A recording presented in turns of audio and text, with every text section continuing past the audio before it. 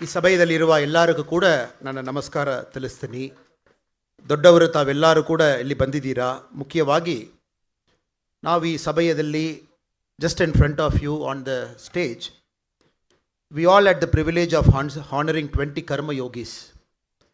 In different field, they have dedicated their life for the propagation of Sanatana Dharma. They have lived their life as per Sanatana Dharma. And they have totally sacrificed themselves for a larger cause that is much, much bigger than them as an individual.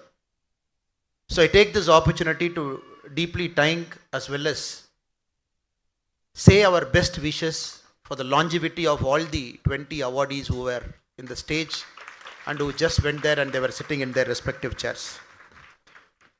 Justice Sri D.K. Singh sir is not with us. He had some other program, so he had to leave at 6:30. And a Karma Yogi whom I have seen for a long, long time, the managing trustee of Shankara Cancer Foundation, and who has dedicated his whole life for serving cancer patients. As a former police officer, I had the unique privilege of seeing sir in action in close quarters in the same area where I have served, Dr. Srinath Avargal. And most importantly, the person who put together this wonderful function, who has dedicated his life for the propagation of Sanatana Dharma and also instilling cultural values to the youth of our country and especially this area, Vidwan Srinivasan sir, chairman of Surabharati Sanskrit and Cultural Foundation,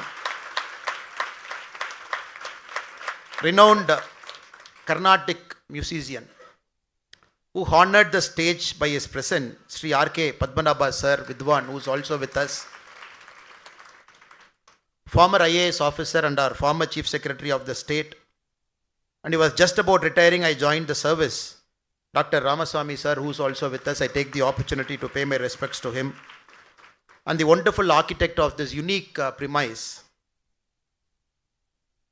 a person who is keeping a very simple life, doesn't want to come on stage, but somehow forcefully they brought him on stage today. The architect Krishna Kumar, who is with us, I pay my respects and compliments to him. And the businessman Narasimha sir, who is also on the stage. And my dear friend Nagaraju sir, who is also in the stage, I pay my respects and compliments to all of them, and more importantly, the devotees who have come here. This month is a very, very special month, the month of Margali in Tamil, what we say. And Margashri is a month which is very, very close to God. In Vedas, we all know when God mentioned that he will be born as this God, he likes this part of the week. When it came to month, the Almighty said Margali month is something that is very, very closer to the Almighty. And this is the time of the year when we walk through the streets of Chennai, when we walk through the streets of Bengaluru, we all hear music, we all hear wonderful sounds, we all hear the Carnatic singers at their very best. We all see some of the finest dramas that is enacted on a stage. We all see the artist who soulfully perform for us for the whole month. In Tamil, during the rule of a Chola king, when the poet came to the court, he sang a song and he was expecting that the king would honor the poet. The king failed to honor the poet. The poet said, Mandavunum Nidano Valanadum Ninnado. The rough translation being, are you the only king in the world? Only your kingdom has got the fertile land. I have knowledge with me.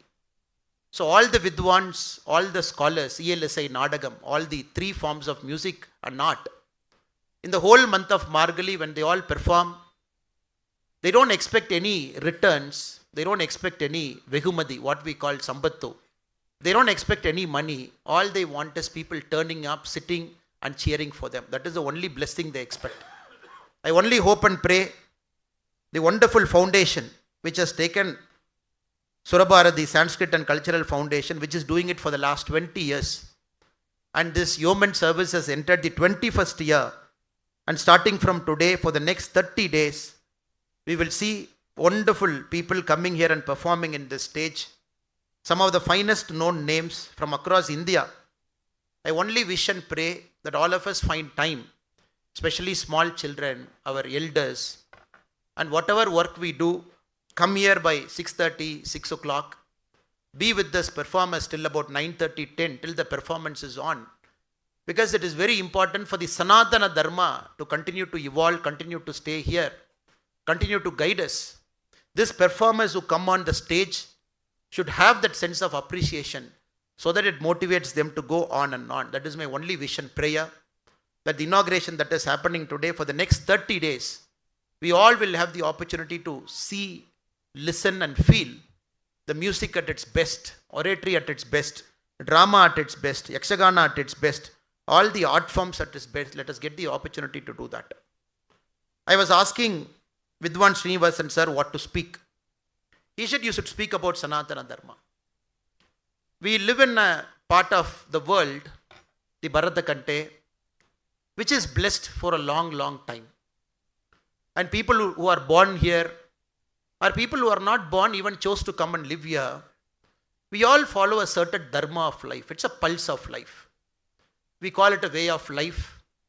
In 1893 in Chicago, Swami Vivekananda had to make this very forceful claim.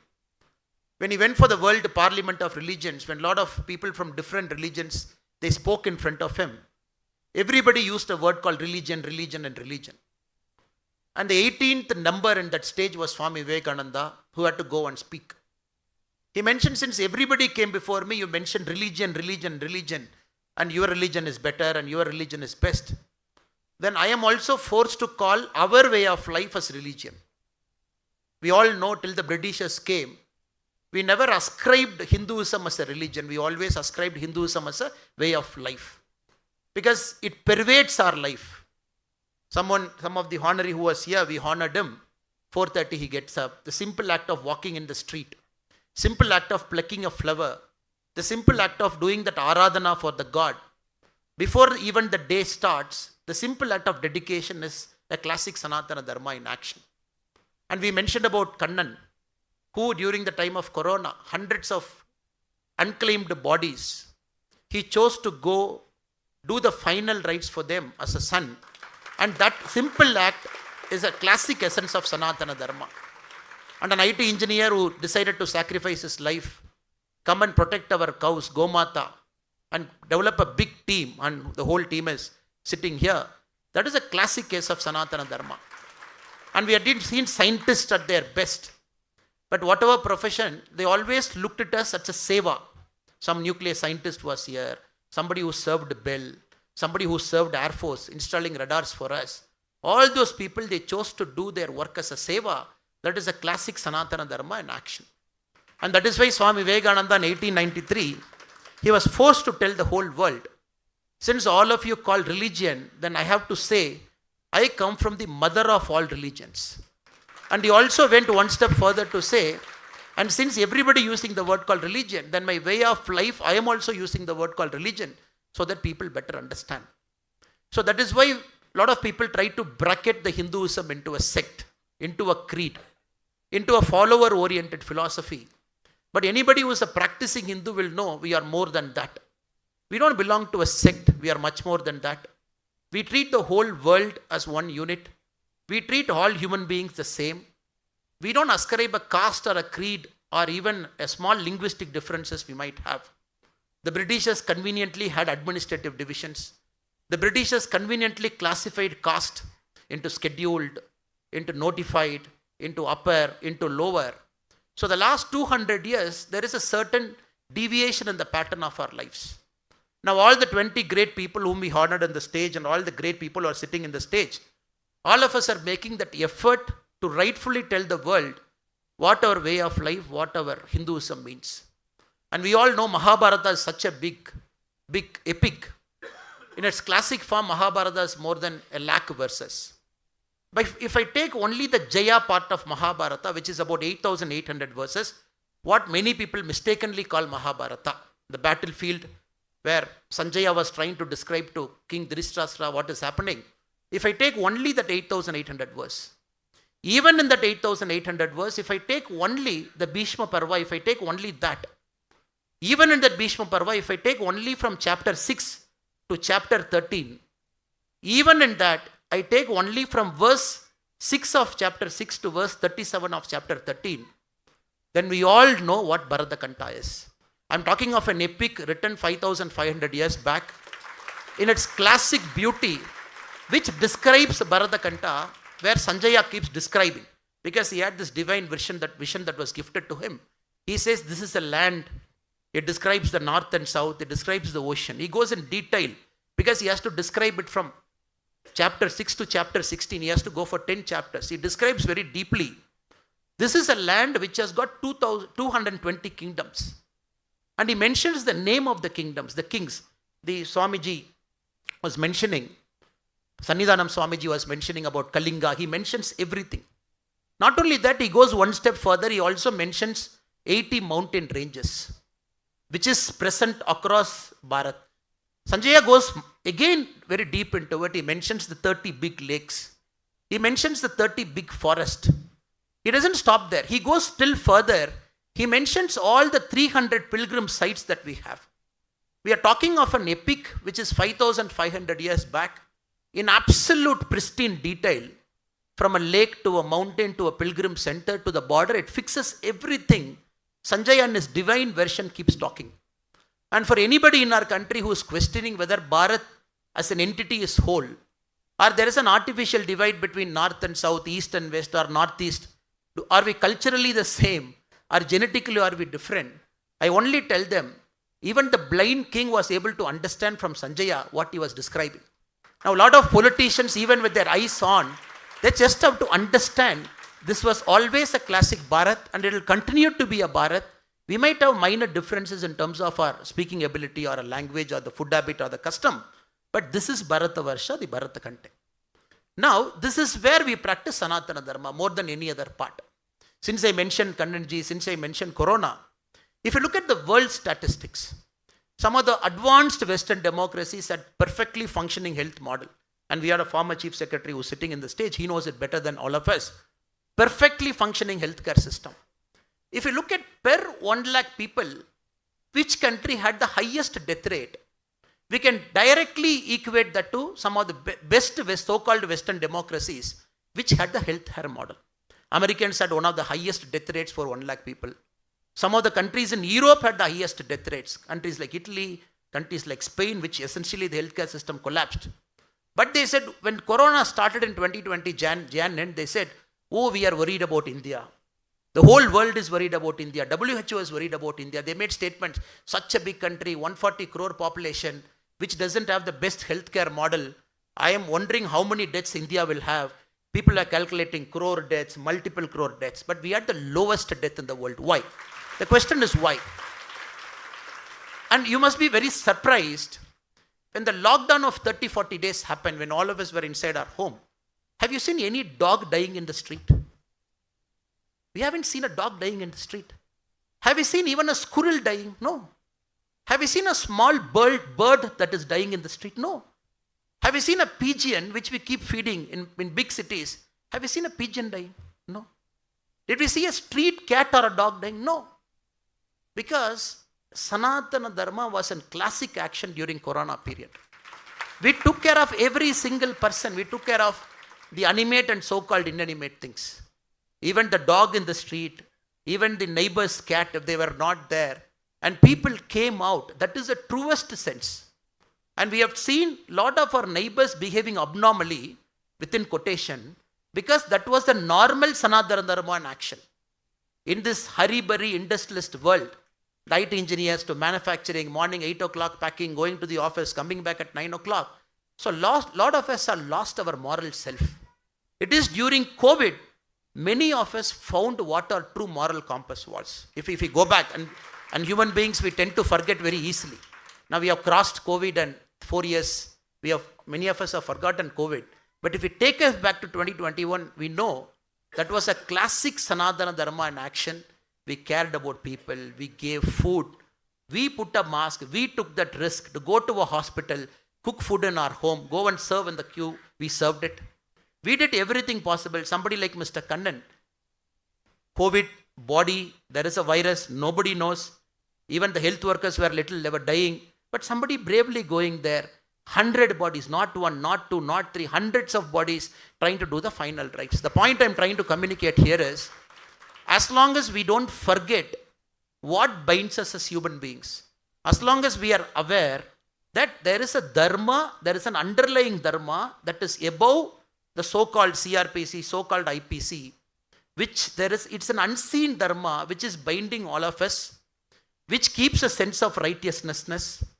When any adharma anywhere comes, the dharma always balances it by its own action. And people will always come when there is a need for people, like Krishna Paramatma said. If we have this underlying sense, our life will always be in order. And also I see a lot of young children here, and it is important that we understand people have given their life to protect, to enhance this dharma. It is not that this dharma is there for the last many years. It will continue to be there for the many years. If I look back at the history, if you look at the Ottomans and the Turks and the Arabs, from 2nd and 3rd century when they started their conquest across the world, in about 3 centuries they were able to conquer about 70% of the world. They were literally on the border of Kashmir from 6th century. From 6th century, the Arabs and the Turks were on the border. But you'll be wondering, for almost 600 years, they were stopped from entering our Bharat. Almost 600 years. After 600 years of fight, they were able to enter Bharat. Kings like Lalitaditya, Kashmiri king from 6th and 7th century, they stood there, protected the border. They never cared about Kashmir. They always had that vision of Bharat. They never thought about one line, one geographical boundary. Again, if you go slightly deep, when the Dutch wanted to come, Martanda Varma, the Kolachal king, probably the first guy in the whole world, taking on the mighty Dutch in the high seas, defeating them in the Battle of Kolachal. Again, if we see kings after king, the Cholas, who always had a sense of world, who always had a sense of Bharat. The Mahabharatas and the Ramayanas that we talk now, I was asking somebody today, they said, I am in Vietnam day after tomorrow for a Ramayana session. If any of us travel to the Far East countries, we see different countries now, including Vietnam, the present day Myanmar, the Cambodia, even the kings who come in. It is a sense of Ramayana, Ramakate they sung, and the king comes and takes their crown. Very classically, you can see Thailand. Every time a new king comes, it is the mantras from Ramayana, the Vedic mantras that is spoken before the king crowns themselves. We see this Sanatana Dharma was taken far and wide by the kings, especially the Cholas, who were in the southern part of our country. They have taken it very deep, and they have made it a way of life. And this is something that we always have to acknowledge. We always have to understand that kings have stood at the altar of history protecting this Dharma. Lot of monks and saints, the great Adi Shankaracharya is here at a difficult time for the Sanatana Dharma, when Sanatana Dharma existence was itself threatened. He had to journey across Bharat not once, not twice, thrice, 4 times. He had to journey across our country, going from pilgrim center to pilgrim center, using Darga Sastra, arguing with people, trying not to conquer, only trying to tell them what the other side of the argument was. Establish all the great pitas, including the Sringeri Peeth, in which many of us are followers and devotees, in which we are enjoying this continuation of Sanatana Dharma. The point I'm trying to convey is it is important we should have a sense of history. A lot of people, thousands of years they were before us. They protected Sanatana Dharma. All the great 20 individuals whom we honored on the stage, they are practitioners of Sanatana Dharma. This we have to understand. It is our moral duty to practice and propagate Sanatana Dharma. Not necessarily Sanatana Dharma as a practice at a worship. To live our life, the Sanatana Dharmic value, transcend our ego, do our work, surrender our work as a sense of seva, and many things people say. Atomic bomb, when Oppenheimer has to bring that bomb, when the test phase was on, he was always confused whether to bring the bomb or not to bring the bomb, whether to kill innocents by a single drop of an atomic bomb. When the test was on, not many of us knew that Oppenheimer chose to study Bhagavad Gita in its classic Sanskrit format. So he spent 2 years of his life to learn Sanskrit, study Bhagavad Gita in Sanskrit, to understand the sense of karma and duty, which gave him a clarity to go with the test of the atomic bomb, and which we all know. Even such a sinful weapon as an atomic bomb, even the person who invented it had this moral call whether to do it or not to do it, because it is a one-way street. You can't come back. And he argues it is the Gita that gave him clarity, even for a sinful weapon as an atomic bomb, to do it as a service, because if the war continues, millions will get killed. If the bomb gets dropped, thousands or lakhs will get killed. So every single phase of life we see a person at a point of time, a moral clarity in his life. They need gurus, they need conviction, they need this sacred text to guide them. They need a sense of seva into their life. They have to understand what is the purpose of work. Is it to make money? Is it to gain fame? Is it to gain prestige? Is it to become bigger and bigger? Or to totally surrender in the divine feet and do everything as a sense of seva, because thousands and hundreds and lakhs of people have done it before. I only hope and pray our children understand this faster. And the young minds who are sitting here, who chose to build the new Bharat in the next 20-25 years, they understand sooner what is work, what is seva, what is karma. The faster they understand, the quality of our life improves, the quality of our country improves, the quality of our living improves. That is my only prayer. To make it to happen, the children have to come. They have to come for this kind of cultural event. They have to come and attend functions. They have to come and listen to gurus who speak. They have to come and see all the 20 great individuals who came here, who took the honor and who went back. But they have done 100 and 1,000 times more than what I have done or what many of us have done here. I think faster our children understand, they will know what Sanatana Dharma is. They will continue to live, propagate and practice. So I take this opportunity once more to urge our youngsters, young people, school students, college students, to adopt Sanatana Dharma as a way of life, to coexist with all the living beings around us, transcend the sense of self-identity, geographical boundary, culture, language, look at human beings as a whole, start doing seva with a larger sense of conviction. Then that is India that is called Vishwaguru, not the economic India. Economic India doesn't mean that we are the fourth largest economy, will be third largest, second largest. It will come, it's a matter of time. And Vishwaguru essentially means the foundation for Ramarajya. And many people say, where is Rama? Rama, please come, we need Ramarajya. No, Ramarajya doesn't mean Rama. Ramarajya means the people who lived during Rama's time. And Ramarajya doesn't mean we need to have a Rama to guide us. We need people who lived during Rama's time. We need same kind of people, the same kind of mentality. Then a Ramarajya is possible. For that, let us all adopt Sanatana Dharma as a basic way of life, live our life very joyfully, needfully. Whatever we need, we take it. Let us always don't be afraid to speak the truth. Always do Dharma, always do Seva. Always look life that is larger than me, identity and small things that I associate with a dress or a powerful brand I wear or the money in my bank account. Let all people have this realization so that we live a better life, a better quality of life, and India achieves the distinction of Vishwaguru. Then the other part of the world will follow. I'll just take one more minute because I knew time is running out. Because if you look at the population of the world, the largest number of people in the world are Christians, which is approximately about 260 crore, 255 crore. The Hindus are about 125 crore. We are the largest in about 11 countries. The Muslim population is approximately about 175, 180 crore. So the Christians come first, the Islam comes second. The third largest religion in the world is a religion called non-believer. About 130, 135 crore people in the world don't believe in any religion, don't believe in God. The fourth largest religion in the world is Hinduism. Now if you project it to 25 years from now, by 2050, 2055, Islam will be the largest religion in the world. Then comes Christianity. Then will be the third religion of non-believers. Then will be Hinduism. I am not speaking against any religion, nor I am pulling down any religion. We have to understand, for Sanatana Dharma to survive, which is essentially about 125 crore people out of 700 crore, which is essentially the largest religion in just 11 countries. It is important Bharat has to show its way in the next 20-25 years so that other religions will also start adopting Sanatana Dharma as a way of life for world peace.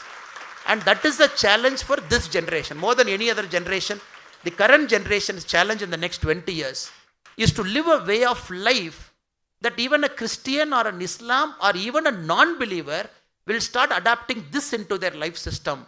That will be the ultimate success of Sanatana Dharma. That is why every time we talk about world peace, every time we say Om Shanti Shanti Shanti, we want the world beings to be at peace.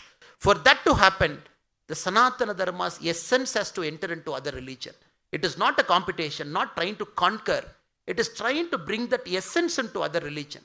UK, 52% of people in UK don't have a religion. 30% in America don't have a religion. They say, we don't believe in God. We don't believe in religion. That is a threat for us, for the youngsters. So let us live. Let us wisely propagate this.